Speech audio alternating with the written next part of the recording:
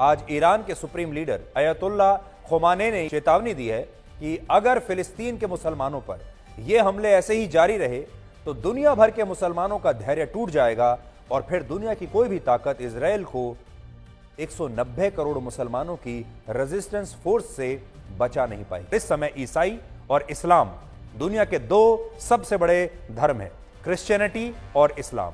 इस्लाम धर्म को 283 करोड़ लोग मानते हैं इस दुनिया में और इस्लाम धर्म को 190 करोड़ लोग मानते हैं।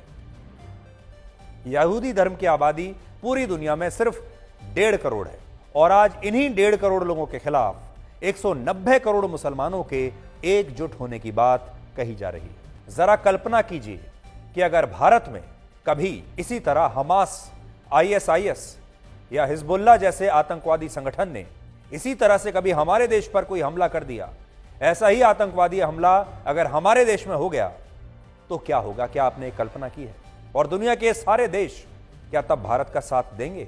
और तब क्या यही लेकिन हम पर भी लागू नहीं होगा? जैसे 26/11 के हमले पर हमें पूरी दुनिया ने यह कहा कि हमारी सहानुभूति आपके साथ है, हम इस आतंकवादी हमले की कड़ी निंदा करते हैं, लेकिन कश्मीर विवाद से भी इसका एक संबंध है।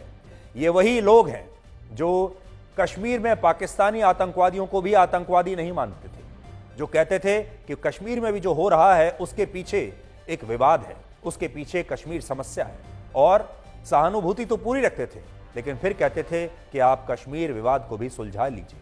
कोई कहता था कि मुसलमानों पर हमारे देश में अत्याचार हो रहा है, इसलिए यह उसकी प्रतिक्रिया है। हमारे देश में भी एक बड़ा वर्ग ऐसा है जो आज हमास की खुलकर आलोचना नहीं करना चाहता। वो ये तो कहता है कि वो फिलिस्तीन के लोगों के साथ है। फिलिस्तीन के लोगों के साथ तो हम भी हैं, पूरी दुनिया है, क्यों नहीं होगी? फिलिस्तीन अलग देश बनना चाहिए, पूरी दुनिया मानती है, लेकिन क्या फिलिस्तीन और हमास एक हैं? क्या फिलिस्तीन के 50 लाख लोग हमास का समर्थन करते हैं? क्या वो भी चाहते हैं कि इसी तरह से आज़ादी ली जाए? ये एक बड़ा सवाल है और इसी को लेकर ये कंफ्यूजन है और इसी को लेकर पूरी दुनिया में एक गैस लाइटिंग जैसा माहौल